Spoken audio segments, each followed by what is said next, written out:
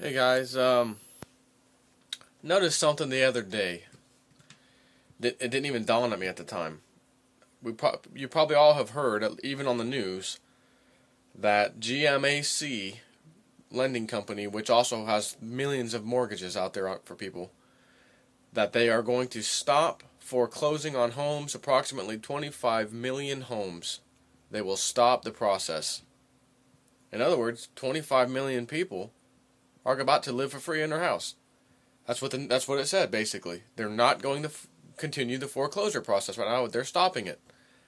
So I started thinking, this was like December of 2008 maybe. And there was a radio show that was on, and Cliff High with the Webbot Project was on it. And I try to listen to all of their interviews and stuff, as much as I can. So I went on to that one, and I think it was one of the ones where you could actually type a message, like in a little live chat session. And then the host was this lady, I can't remember her name, but she would, randomly pick questions out and then ask them, live on the radio show. And I said, hey, he mentioned one time recently about people not, something to do with mortgages stopping or something. Can he elaborate on that? Because he really didn't say much. And she picked that question and asked him. And basically what he said is, he's like, well, the best way I could describe the data, that what little we have, is just pick the best way that fits the best would be this. You get your mortgage statement in the mail every month.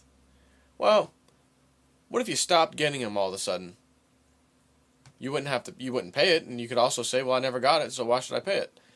But the best way he said he could describe it would be almost like you just don't get it anymore. Like they just stop coming in the mail. That's all. That's the best I can give you. I guess there wasn't enough data surrounding that. So I was like, oh, that's interesting. He mentioned it a couple of times throughout some of his interviews, different shows. So that's always dawned on me, man, I wonder when that's going to happen. Well, that was '08, end of '08, all the way through 2009, more than halfway through 2010 now. And here we are with this nice, massive news story. GMAC, 25 million, approximately, mortgages that are going to be foreclosed on. They're stopping the process right now. It will affect, it said, 25 million people. Now that's interesting, because you could say, well, man, that could potentially be the Webbot hit. The problem is, what if he said, and I don't remember, we're expecting this next year. In other words, 2009. Didn't happen. Whole year went by. You didn't really hear about anything like that. Sure, people got foreclosed on. Some people are fighting it in court, but nothing of that nature at all. And even in 2009, if someone was to walk up to you and say, hey, next year, there's a big mortgage company out there that's going to stop foreclosing on people all of a sudden for a while, or who knows how long. Oh, how many people? What do you mean, how many people? Oh, somewhere around 20,000, 25,000, or 20 million, 25 million. Oh, come on, next year? How the hell do you know that? Well, I mean, think about that if someone came to you and said that. Nonsense. Nonsense. Get out of my face. Here it is. It happened. Is this the event that Cliff saw in the Webbot data? There was not much there to begin with, but maybe. Maybe it's just the start of it. Next is going to be another company. Next, Fannie and Freddie Mac, or whoever. Fannie Mae, Freddie Mac, whatever the hell they are. Bank of America. They got Countrywide, and now they're dealing with multiple people who stopped paying mortgages, like, constantly, who used to be Countrywide members. So now that they own that, they're going to have to deal with that. I mean, are they going to be next to say we're stopping foreclosures right now too? Who knows? But the bottom line is this. That could definitely be seen as a hit, Webbot hit, when 25 million people are not going to get foreclosed on automatically, which means it's the same effect as if you don't get that mortgage statement in the mail and you don't pay it. Same thing happens. Why are they going to try to foreclose on 25 million people, or whatever the story said? I mean, it's the same thing. You don't pay your bill, obviously, you get foreclosed on. So, it really is the same thing. So, that might be it, maybe. And it looks good. It looks like a real good fit. So, the other issue is, well, it didn't happen in 2009, so it was a failed prediction. I don't know that he said it would be specifically 2009, but usually when they talk about stuff, it's usually for the next year. And he may have said that. Here we are more than halfway through 2010 and it didn't happen.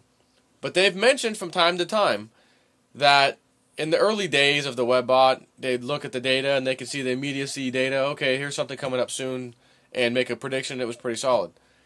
And I said that we're noticing that the things we were reporting even years ago that we knew would be in the coming years, that we really didn't focus too much on because they were basically, we're years away from it. They're just looking at new events coming up. Oh, earthquake here, massive flood over here, whatever it is, and they're hitting these things and getting a lot of them right. But they would say, oh, here's a big report we just did on the future, the shape of things to come. And it covers many years out from that time. So we're talking 2007, 2008, I mean, even before that too, when they were reporting on these things, the crash of the dollar, the collapse of the dollar, all these things.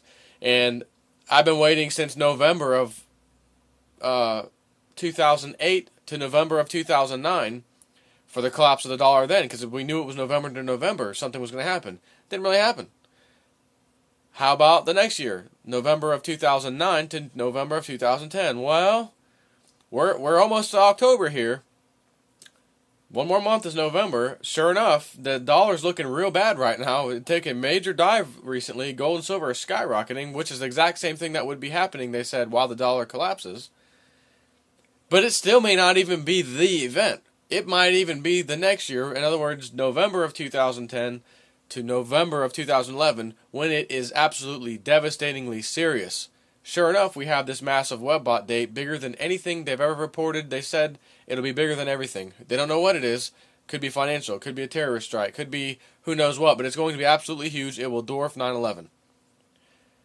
So, maybe this is it. And they said, look, we're noticing that when we start to focus on the long-term data, the stuff we talked about would be coming, and now we look like we'll run a new report. Oh my gosh, the data's here now again.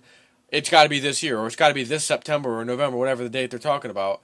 So we're forecasting 2010 this date. And then it comes and kind of goes like, well, nothing really happened. What's up with that? And then they keep running the data, and it's still there.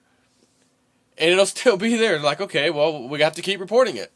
So a lot of people look at that and say, oh, well, this stupid webbot, I'm not following it. It's just dumb. They missed it again. They missed another thing again. Even though in that same time period, they got a lot of things right too. It's just like, for some reason, that long-term data is throwing them off. They get the months right. They get the dates right as far as month or day or week, whatever. Just the wrong year. The whole wrong time frame. So, I mean, look at the Summer of Hell thing. Whatever came of that? Not really anything. How about the global coastal event? Not really anything. Having said that, 20 million people in Pakistan experienced a Summer of Hell just recently with the flooding that occurred. Several million in China. 500,000 or more in North Korea. Other parts of the world have some problems. So while we're in America and life right now, even though we have some terrible unemployment that's getting worse, you can look out the window, everything's fine. You're not going to go see some devastated area like Pakistan. So we don't have a Summer of Hell. So the average person who's pretty much American that's watching these videos like mine, well, that was a complete miss. Well, maybe, but the webbot doesn't just say in America only. The Summer of Hell is like a global thing, as they said.